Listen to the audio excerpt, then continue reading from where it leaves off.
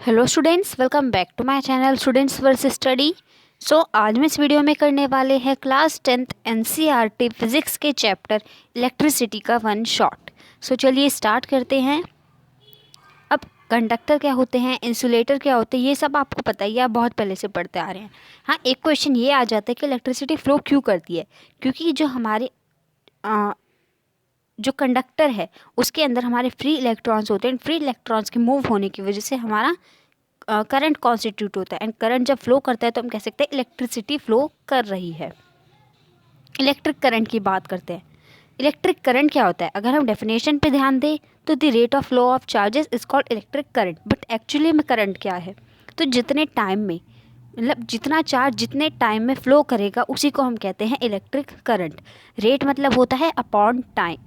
And यहाँ पे किसका मतलब चार्ज भी है, चार्ज को हम डिनोट करते हैं क्यू से, तो Q by T is equals to हमारा करंट। करंट को हम डिनोट करते हैं आई से। ये हमारा फॉर्मूला बन जाता है।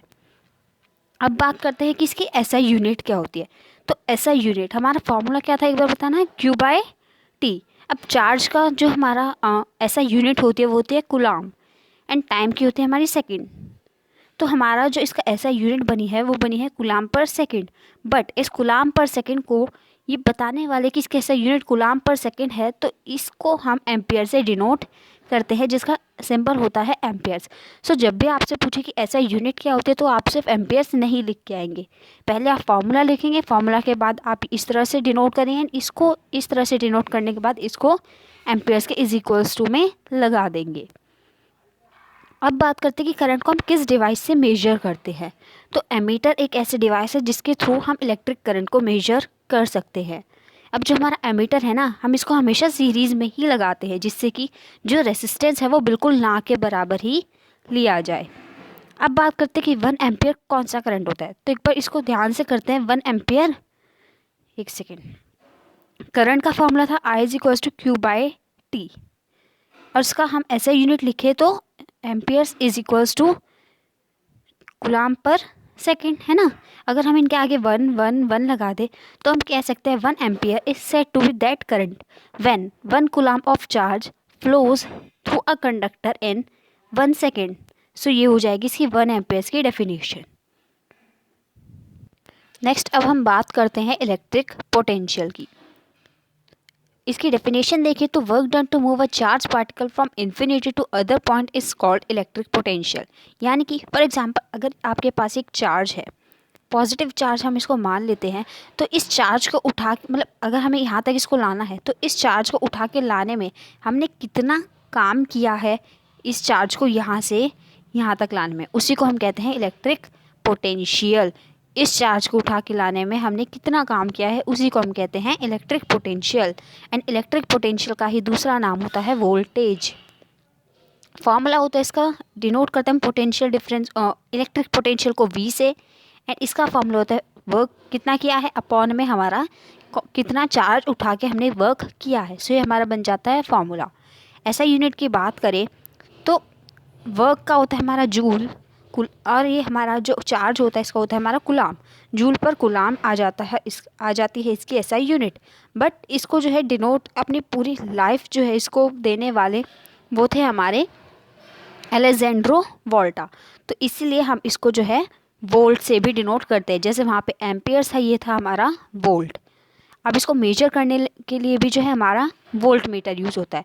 इलेक्ट्रिक पोटेंशियल हमारा वोल्टेज भी कहलाता है। ऐसे यूनिट इसकी जूल पर कूलाम होती है, बट हम इसको वोल्ट कहते हैं। एंड इसको मेजर भी हम वोल्ट मीटर से ही करते हैं।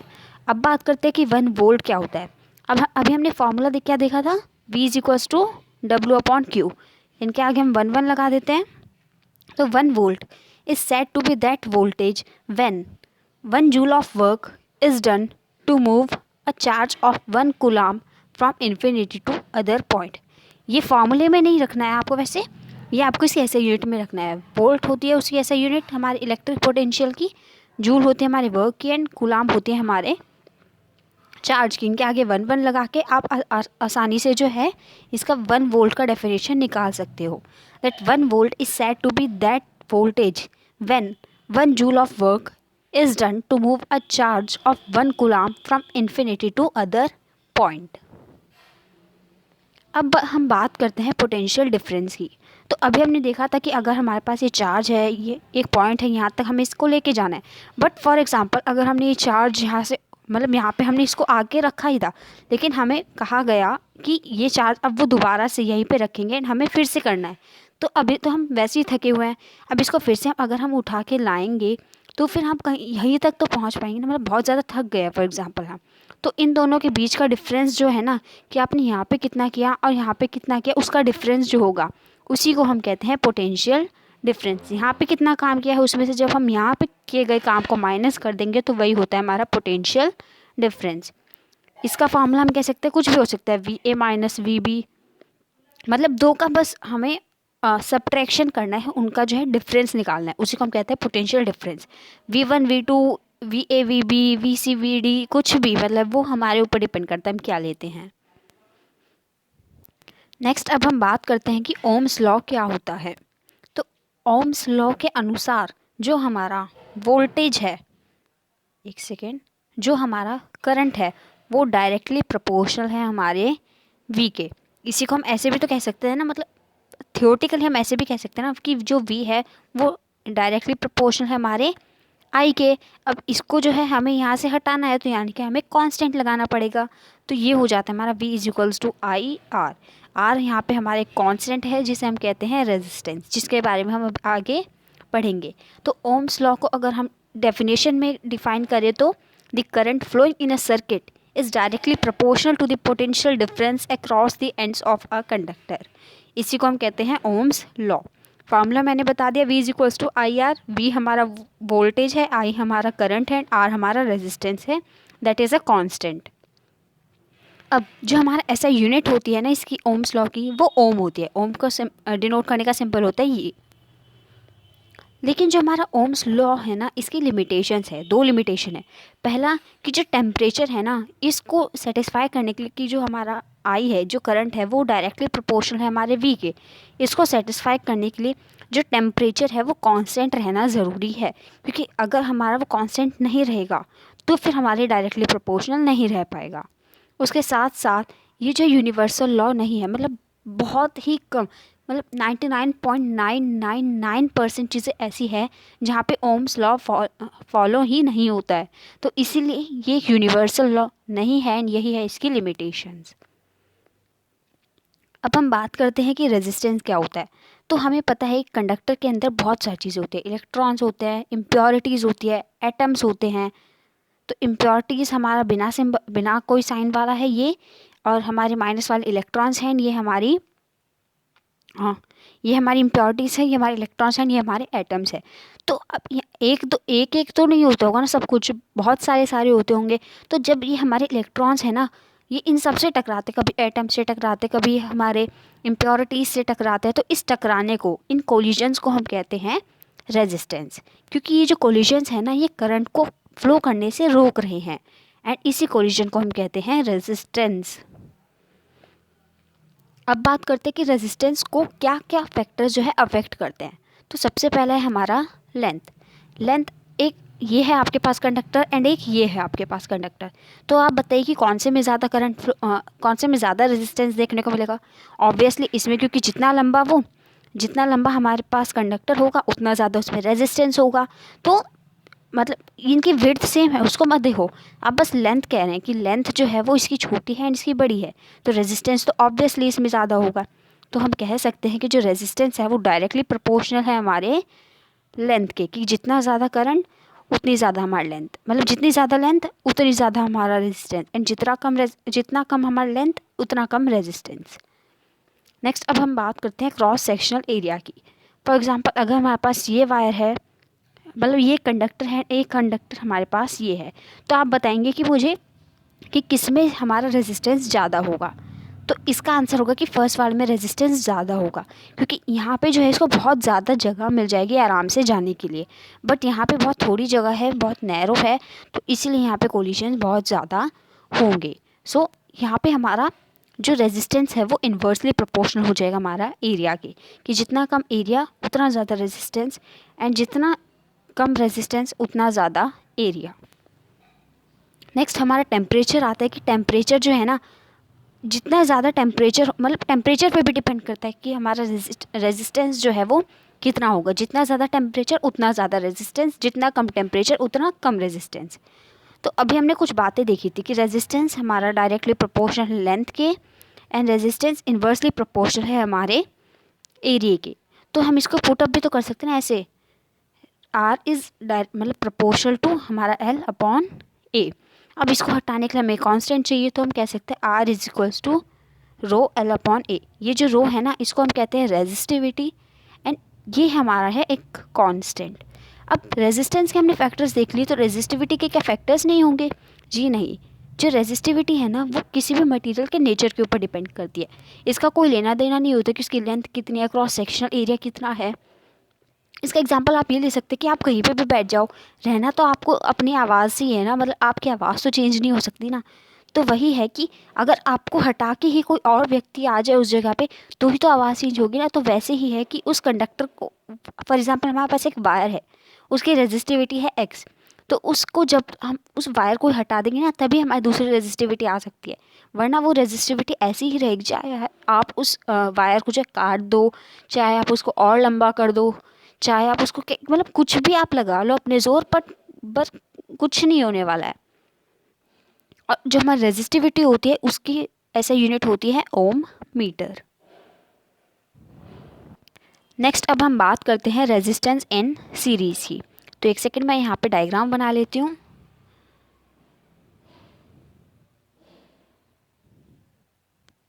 ओके, कोई बात नहीं। हाँ, तो देखो ये हमारी बैटरी है, इसमें से हमारा करंट फ्लो होगा, जो हमारी वायर है, ये हमारे रेजिस्टर्स हैं, रेजिस्टर 1 रेजिस्टर 2। अब फॉर एग्जांपल इसमें से करंट फ्लो हो रहा है आई, तो आई यहाँ से फ्लो हो रहा है, तो इस वाले इस वाले रेजिस्टर से भी जाएगा एंड इस वाले रेजिस्टर से भी जाएगा, सेम करंट जाएगा, एंड वो फिर यहाँ से आएगा एंड फिर से वो ऐसे बैटरी में जाएगा, फिर से वो ऐसे, मतलब ये फ्लो होता ही रहेगा। बट अगर हम वोल्टेज की बात करें, तो जब हमारी दो चीज़ें हमारी सीरीज़ में कनेक्टेड होती है, तो वोल्टेज जो है ना वो डिस्ट्रीब्यूट हो जाती है। तो थोड़ी सी इसमें आ जाती है, थोड़ी सी इसमें, ऐसे नहीं होता कि इक्वली अमाउंट में आती है, इसमें ज़्यादा आ जाती है, इसमें कम, या इसमें ज़्यादा आ जाती है, इसमें कम। वो तो सिचुएशन पे डिपेंड करेगा, लेकिन हमारी जो वोल्टेज है वो सीरीज़ में डिस्ट्रीब्यूट हो जाती है। तो हम क्या कह सकते हैं कि जो आई है वो हमारे I1 और हमारे I2 दोनों के इक्वल होगा। उसके साथ साथ जो हमारी वोल्टेज है वो टोटल वोल्टेज हमारी V1 प्लस V2 रहेगी। तो अब देखो आप, जो चीज़ डिस्ट्रीब्यूट हुई है ना, आप इसका फॉर्मूला डेराइव कर सकते हो कि जो चीज़ डिस्ट्रीब्यूट हुई है हम उसको लेंगे। तो हमारा V is equals to V1 अब प्लस V2 था, है ना। अब V हम इसमें ओम्स लॉ भी तो डाल सकते हैं कि जो IR है, टोटल IR है, वो हमारे I1 और R1 के इक्वल हो, प्लस हमारे I2 R2 के इक्वल रहेगा। अब इसमें हमारे I तो सारे इक्वल है, तो ये हमारा I जो है इन दोनों I से कट जाएगा, तो हमारा बचेगा R is equals to R1 plus R2, and यही फॉर्मूला होता है हमारे रेजिस्टेंस इन सीरीज़ का। नेक्स्ट अब हम बात करते हैं रेजिस्टेंस इन पैरेलल की। एक बार इसका भी डायग्राम बना के बताती हूँ। ये हमारी बैटरी है, ये हमारा रेजिस्टर 1 है। ओके, ये तो सीरीज़ बन गया, सॉरी।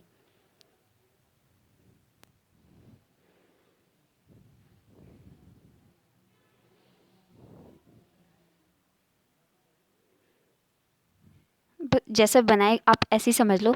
हाँ, तो जो रेजिस्टर्स है, अब वो हमारा रेजिस्टर 1, ये हमारा रेजिस्टर 2। तो अब देखो ये हमारी वो बैटरी है। अब इसमें से जो करंट फ्लो करेगा वो यहाँ पे जाएगा, बट इस पॉइंट पे आके वो दो पार्ट्स में डिवाइड हो जाएगा, एक यहाँ पे एंड एक यहाँ पे। तो इससे हमें ये तो पता चल गया कि जो हमारा करंट है वो डिस्ट्रीब्यूट हो जाएगा, लेकिन वोल्टेज तो यहाँ पे भी वही जाएगी एंड यहाँ पे भी वही जाएगी। सीरीज़ में ऐसा था ना कि एक थोड़ी सी इसमें रह गई, आगे पहुँचने से पहले वो इसमें भी तो रह गई है ना अभी, लेकिन यहाँ पे तो पूरी पहुँचेगी, फिर दूसरे में भी पूरी पहुँचेगी। वोल्टेज थोड़ा ना चेंज हो जाएगी, आपकी बैटरी में जितनी वोल्टेज है वो तो प्रेजेंट उतनी ही रहेगी ना। तो यहाँ पे हमारी वोल्टेज कांस्टेंट रहेगी। इसका फॉर्मूला निकालने के लिए अब जो डिस्ट्रीब्यूट हुआ है मैंने आपको बताया उसको लेंगे। तो जो हमारा आई है टोटल वो I1 प्लस I2 हो जाएगा। इस बार ओम्स लॉ डालेंगे तो VR okay, I is equals to I1 plus I2। Ohm's law डालेंगे तो V upon R is equals to V1 upon R1 plus V2 upon R2। अब V तो हमारे सारे इक्वल हो गए, तो ये हमारे कट जाएगा and 1 upon R is equals to 1/R1 plus 1/R2। तो ये हमारा फॉर्मूला बन जाता है रेजिस्टेंस इन पैरेलल का। नेक्स्ट टॉपिक आता है हमारा heating effect of electric current. अब हमारे घर में जितने भी डिवाइस हैं, आप किसी भी डिवाइस को ले लो, आपके मोबाइल फ़ोन जो आपने अभी हाथ में पकड़ा हुआ है ना, आप उसको ही देखो कि अगर आप ना उसको 1 घंटे तक यूज़ करोगे तो वो शायद गर्म ना हो, बट अगर आप उसको लगातार काफ़ी टाइम तक उसको यूज़ करते हैं तो वो गर्म होना स्टार्ट कर देता है। एंड उसी को हम कहते हैं heating effect of electric current, कि जब हम जो है उसको किसी भी डिवाइस को बहुत ज़्यादा देर तक यूज़ करते हैं तो वो heating effect of electric current जो है दिखाना स्टार्ट कर देता है, वो हीट प्रोड्यूस करना स्टार्ट कर देता है। एंड इसी हीट को पता लगाने के हमारे पास कुछ फार्मूलेज भी होते हैं। इसका पहला फार्मूला तो है हमारा H=I² × T। फिर नेक्स्ट फार्मूला है हमारा I=V² अपॉन R × T। देखो इसमें ना आप फार्मूले खुद से भी बना सकते हो। वैसे एक फार्मूला याद रख लो, H=I² × R × T। अब देखो इसी ये फर्स्ट फार्मूला हो गया हमारा। इसी फार्मूले में I² है, इसकी जगह हम ओम्स लॉ पुट कर सकते हैं, तो H=V² upon R² × R × T। तो R से इसका पावर कट जाएगी तो V² अपॉन R × T हो जाएगा। तो ये फार्मूला भी सेटिस्फाई, ये वाला भी। अब और देखिए, अब ये जो हमारा फर्स्ट फार्मूला था, एक बार फिर से इसको देखते हैं। H=I² RT। इसको मैं ऐसे भी तो लिख सकती हूँ ना, H=I × R × T। अब IR क्या था हमारा, V, तो हम ऐसे लिख सकते हैं I × V × T। एंड इसी को हम रीअरेंज करके ऐसे लिख सकते हैं H=V × I × T। तो हमारा थर्ड वाला फार्मूला भी सेटिस्फाई हो गया। अब देखो ये जो हमारा थर्ड फार्मूला है ना, इसमें हम कुछ और भी पुट कर सकते हैं। हमारा करंट का फार्मूला बताना ज़रा, I=Q/T। इधर हम इसको लेके जाएंगे तो I × T हमारा Q, एंड हमारा IT तो प्रेजेंट है तो इसकी जगह हम Q भी तो लिख सकते हैं ना, तो V × Q। तो ये हमारा चौथा फार्मूला भी बन गया। तो ये थे हमारे कुछ फार्मूलाज इलेक्ट्रिक करंट के।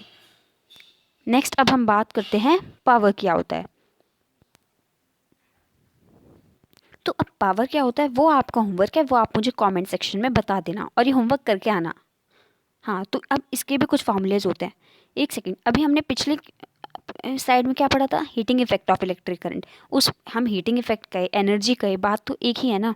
तो अब देखो हमारे पास ना पावर का फार्मूला होता है एनर्जी अपॉन टाइम। ये तो हमारा फर्स्ट फार्मूला है जो कि हम उससे भी डेराइव कर सकते हैं, जो डेफिनेशन है। अब डेफिनेशन में फार्मूला बता दिया है, इससे आप अपने खुद डेफिनेशन डेराइव करो।